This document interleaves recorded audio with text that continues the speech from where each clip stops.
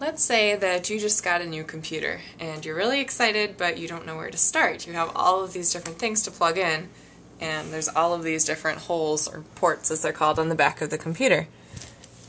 Now this actually isn't as complicated as it seems. Remember when you were little and you probably had some toys that had different size and shaped holes and then different size and shaped blocks or balls that went in them? This is pretty much the same thing. You just need to match up the right block to the right hole. And sometimes they're even color-coded to help you. So the first thing we'll do is plug in the monitor, which is the screen for your computer so you can see what's going on. And the connector cables that we have for that look like this. This one happens to be the same on both ends. And it's like a rectangle, but it's wider on one end and narrower on the other end. And it's got little spikes in it. So we're going to look at the back of the computer now. And we're going to find the one that is about this shape and has holes, because when you have spikes you're looking for holes, and when you have holes you're looking for spikes or something that will plug into it. So this time it's right here, and it's blue, which is handy because this is also blue. Make sure that the wide end lines up with the wide end, and then push that on. And if it doesn't fit, turn it the other way and try it again.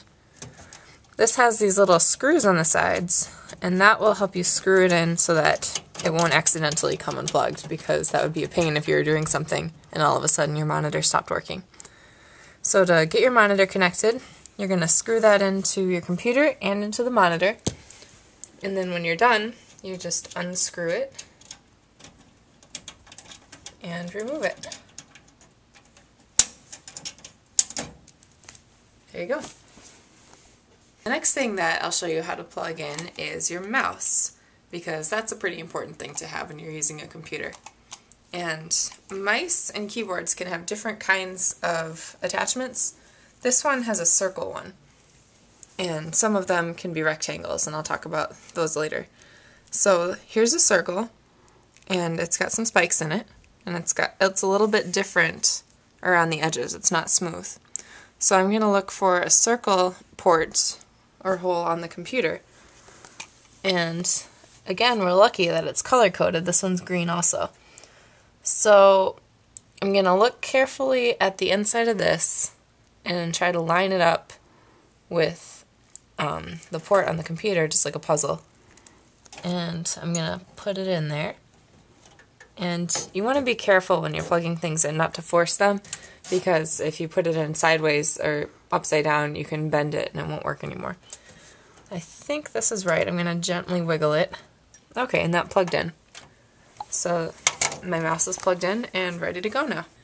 Now, if you're like me, you like to use your computer to watch videos and listen to music, so you're going to need to plug something in so that you can get sound. I've got a speaker right here, a little bit of an old-fashioned one. You might have some fancy new headphones. And almost all sound equipment has this kind of attachment. It's a single prong with it's kind of bent at the end. And I'm going to look at the computer, and I'm going to try to find a picture, a little icon that looks like headphones usually. And that'll show you that that's the line out. That means that if you plug something into there, the sound will come out to whatever device you're using, so speakers or headphone. And in this case, it's this one. So I'm going to plug that right in. And if you've ever plugged in your headphones to a Walkman or an iPod or something, it's the same thing. And a lot of times, the line out for your headphones or your speakers is going to be green. And a line in, which would be a microphone or something else that will take sound and put it into the computer, that will be red or pink.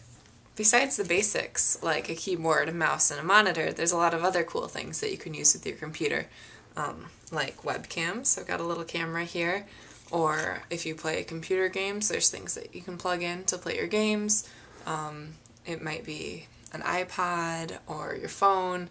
There's lots of things that plug in with what's called a USB connector, and that looks like this. It's a rectangle with a smaller rectangle inside it, usually white, and it's got little holes on one side. And it's got holes on the other side, but not really because they're blocked off. And usually computers, especially newer computers, have several USB ports, which is the rectangular holes that your USB connectors will go in. So this computer has 4 of them, and they're all here. And you can plug your devices into any of them, and if it doesn't seem to be working, then just try another one. So I'm going to pick one, and I'm going to try to line it up and look for one side will have a hole and one side will be more built out. But basically, if you just try pushing, it'll work one way, and if you flip it over, it won't go in. So just carefully wiggle it and flip it until it slides right in there. And that will attach, in this case, our webcam. You might also see that USB connector on your mouse or on a keyboard. To get your desktop computer working, of course, you're going to need some power. This is the power cable that goes with this computer. It's got 2 ends. One end has holes in it and is going to plug into the computer that has prongs, and the other end has prongs and is going to plug into the wall. This should look like all the other appliances that you plug into the wall. So you find the port that looks like it, or the hole that looks like it, you plug it in, make sure it's in there, and then you'll plug the other end into the wall. And then this computer has a power switch in the back here, and you want to make sure that it's on the line, which stands for on. You can think of that as the circuit is connected, and then the circle means off, and that's like the circle is broken, there's a gap. With a desktop, there's only one power cord and you can't really mess it up. With the laptop, you want to be careful, and with other devices that plug in that are smaller, you want to make sure that you have the right power cord that came with it, because they can be different strengths of electricity, different voltages, and if you plug one in that's too strong, it can actually fry your laptop or whatever appliance you're using. I learned that the hard way. So make sure you don't interchange your camera or your laptop or your external hard drive. Don't mix up those power cords. Always make sure you have the right one. Okay, we're on to my favorite part of using computers, the internet. To get internet on your computer, you either need to connect to a wireless network, which I'm not going to talk about right now, or use Ethernet. So this is called an Ethernet cable. They come in all different lengths. This one is about 3 feet long, but you can get them, I think, 50 or 100 feet long if you're in a big office or something. This has 2 ends that look the same. They have little tabs that push down so that they lock into place. This might look a little bit familiar if you've seen the telephone cables for a landline phone. The telephone cables look like these, except the ones for phones are a little bit smaller. The ones for Ethernet are a little bit bigger. And that makes sense since your internet has more data to carry than your phone line. So make sure you have the right one. If it doesn't fit in the jack, then you probably have the wrong kind of cord. So we're going to look on here and find the rectangle with a bump coming out of it, which is right here. There's also a symbol that stands for Ethernet that you can look for. And then you just push the little tab down and slide it in there, and when it clicks, you know it's in there right. And then you'll do the same thing with the other end, either in a jack on your wall, or it might plug into a router or another internet device. And just put it in.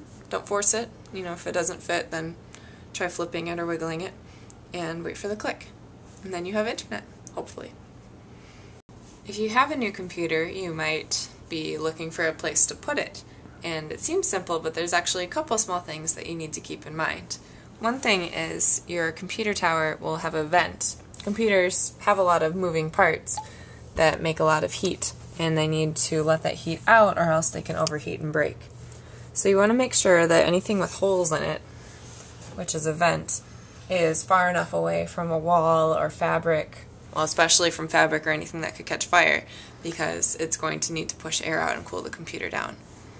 Another thing you'll need to keep in mind is when you plug things into the back, they're going to stick out a little bit further. So you're going to need a couple inches in the back for all of your cables for your accessories to come out.